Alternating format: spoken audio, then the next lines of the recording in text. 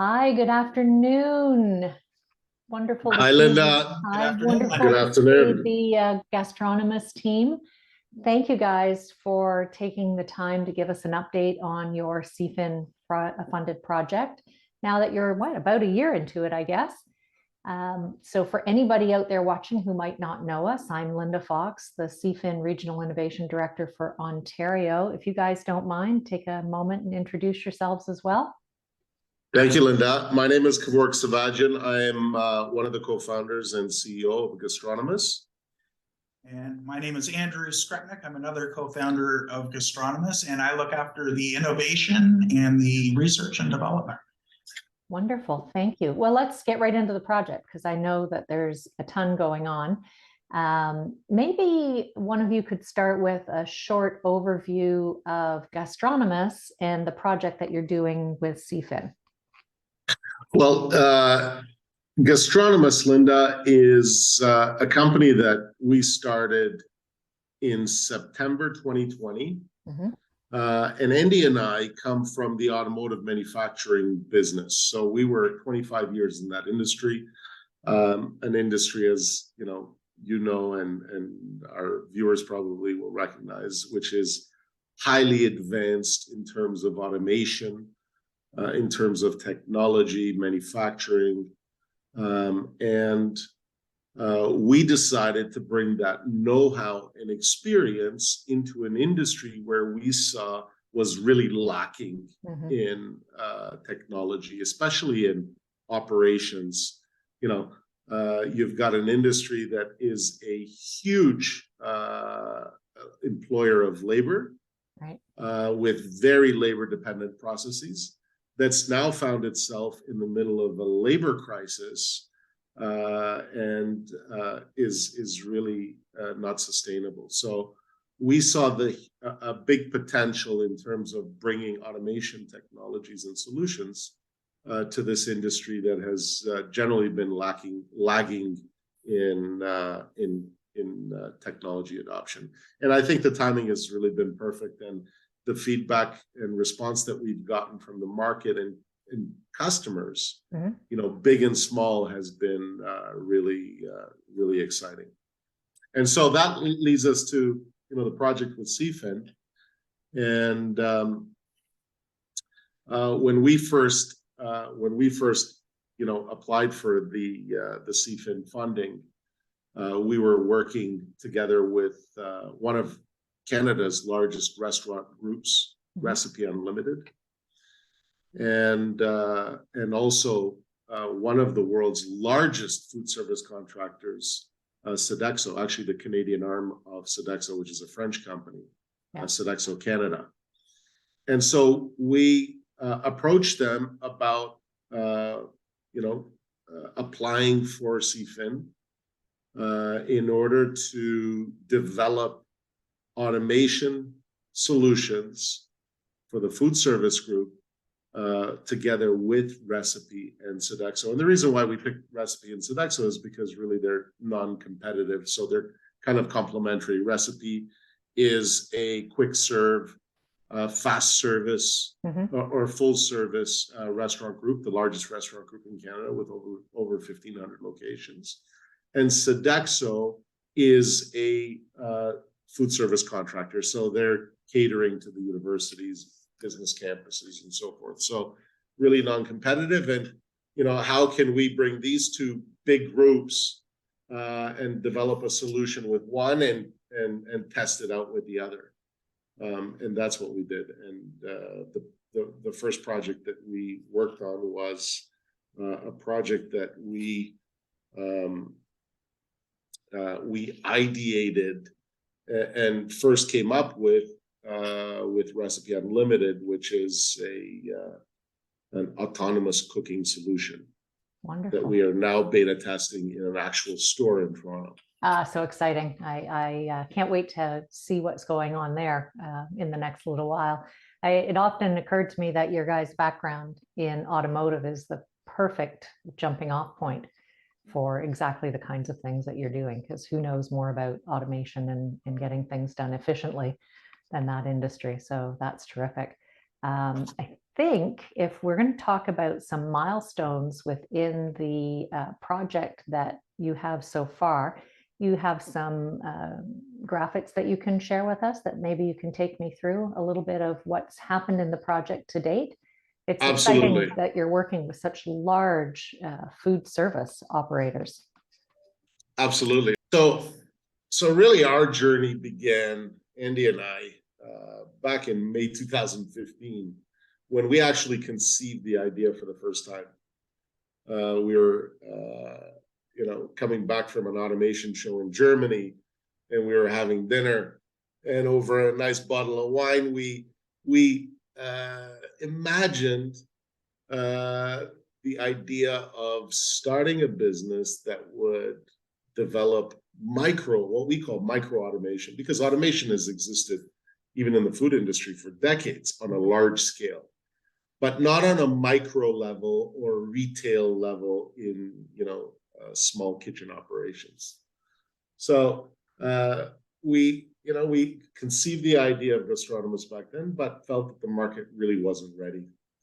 And so fast forward to September 2020, middle of the pandemic, this is really when we started the business, where we saw that market was ready, the timing was right, and customers were really looking for solutions. In fact, one of our biggest automation suppliers from our automotive days, Fanuc Robotics, which is one of the world's largest supplier of industrial robotics, approached us and said, "Look, we know you guys have been looking at this space, and if you are serious, now's the time, because we're getting huge inquiries from really big food service groups around the world, and nobody is really servicing this market, this need." So we decided to jump in September 2020, and after many months of meeting with customers and understanding their needs and pain points, we actually landed our first contract with Recipe Unlimited, Canada's largest restaurant group. The pandemic certainly highlighted some of those pain points around labor, didn't it? Oh, for sure. Yeah. Absolutely. And I say, nowadays, robotics, automation, AI has the stigma that it's going to take away jobs from people. And that was really a hot topic 3 years ago. But what we're finding today is that it is no longer such a sensitive topic, because it's not taking away jobs from people. It's replacing, it's filling jobs that are open that people don't want to do. Right. Because you got to remember, right? These are tough jobs. It's repetitive. It's difficult environments where you're dealing with heat and grease. And so, the way we have always approached this is that, we don't want to take away, we're not taking away human jobs. We're actually doing the work, the difficult work, so that people can focus on what they do best, which is, guest experience, front of house. Right. That's kind of been our approach. Nice. So May 2022, we were awarded the grant by CFIN, $1.9 million, together with our project partners, Recipe Unlimited and Sodexo. And that really gave us huge credibility for our fundraising, which at the time we were going out and trying to raise money for our seed round. And we were very successful in being able to close by December of 2022. So about 7 months after we were awarded the CFIN grant, a $2.5 million seed round. Do you think that it's fair to say that having something like the CFIN grant in your background then was helpful as you went on to raise additional funds? Hugely helpful. Yeah. Gave us massive credibility. I think potential investors looked at us as being credible. no question. Right. So that gave us a lot of help. And our investors, I'd like to point out, aren't a bunch of small investors. They're very powerful, strategic investors. Okay. Yeah. And that would not have, so the CFIN really gave us that extra punch behind us to. Yeah. In fact, one of our from your garage, Andrew?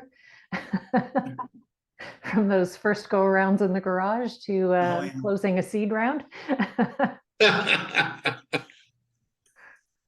Yeah. No, it was very helpful, Linda.